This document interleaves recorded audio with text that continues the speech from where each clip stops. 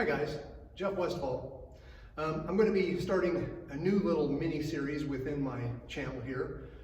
This is going to be on how I take concepts of boxing and bring them into my striking system. Some of these will make boxing coaches cringe. That's okay, coach, I don't mind. I'm not really in the business of training boxers for competition. I just think that boxing has a lot of science behind it, has a lot of interesting concepts that I like to steal. So, we're going to talk today about the straight right hand.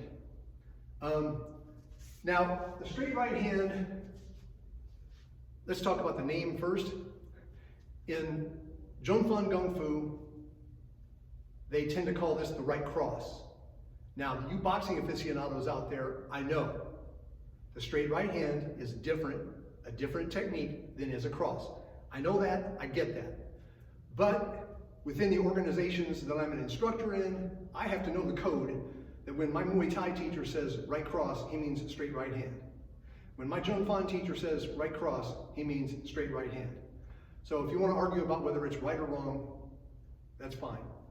But I use the term straight right hand in my description of this video for those folks who want to understand where it's coming from. Also, when I'm coaching, straight right hand is 3 syllables, 3 words, and it's a lot easier to go cross at a guy who's in the middle of a fight. So anyway, I want to talk about variations of this classic ancient technique. The beauty of a straight right hand is if you can throw a ball at all hard, a rock, a spear, anything you can throw hard, if you can throw something hard, you can punch hard. I don't care if you're skinny, I don't care if you're fat, I don't care if you don't think you're athletic. If you can throw a ball against a wall really hard, then you can punch really hard. Because punching is much more like throwing than it is like pushing. That's why bench pressing is not necessarily that useful for punching, other than making your arms heavier, and a heavier arm hits harder, but not necessarily because they're stronger. So, the first set of variations I'm going to talk about is I want to talk about 3, really I'm talking about a spectrum here. And we'll look at 3 points on that spectrum. And that's the spectrum of shoulder orientation. Now in my boxing structure, my shoulders are about, depending on who coaches you, I like 30 degrees. I like 1/3 of 90 as an orientation of the shoulders. As opposed to bladed, or square, or maybe even beyond square, like this. I can throw a straight right hand from any of those orientations or anywhere in between, so in reality it's an infinite number of variations, but I'm going to be showing you 3. And they'll sort of be on one end of that spectrum, on the other end, and the third one's kind of in the middle. So the first one is the standard one, which is from this orientation, I rotate that much, fire it, and recover. The next one I want to talk about is loaded. Now what loaded means is, I get here. It's not wise to load a punch by pulling your hand back. As an old boxing coach used to say to me, son, there's nothing back there you need, when I would reach my hand back. You want to have your hand here. The way you load is by turning the shoulders. So from this structure, if I do this, I've loaded more power into my straight right hand. I have also maybe tipped my hand, depending on how I disguise it. If I can disguise it, that's great. If I don't disguise it, and I just do this, I've done something before I threw the punch that maybe tipped my hand that I was going to throw a right hand. But the extra power is significant. You should play with it if you haven't done this before. I can disguise this with things like throwing a jab. Throwing my jab, I have 62-year-old fake plastic and titanium shoulders, so my range of motion sucks. I can't get my body turned all the way and hold my jab out at the same time. But if you have healthy, normal human shoulders, you should be able to be completely sideways with your jab, that jab loaded your straight right hand. That's the classic boxing one too. But you can do other things to load it as well. For example, I can slip a punch. My opponent could throw a punch at me, I could slip, and that not only dodges, but turns my shoulders this way. I could also bob and weave against my opponent's left hook, and when I finish, my shoulders are loaded the same way. So there are ways that I can get my shoulder into that position and not necessarily be telegraphing that I'm loading a right hand. So we've looked at standard shoulder orientation, the loaded shoulder orientation, And the last one is the right hand lead shoulder orientation, or you can call it unloaded. And that means I'm here. I'm in this position. Now I might be in this position for opposite reasons of what I've already described. I may have slipped to this side to dodge a punch, which puts this shoulder in front. I may have bobbed and weaved against my opponent's right hand, which puts this shoulder in front. And I may simply fake a left hook by throwing that shoulder forward.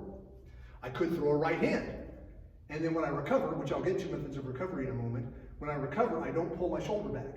Those are all ways I might end up here. And so why would I do that? Why would I throw a right hand from this position? Bam! It has the least power of all three variations.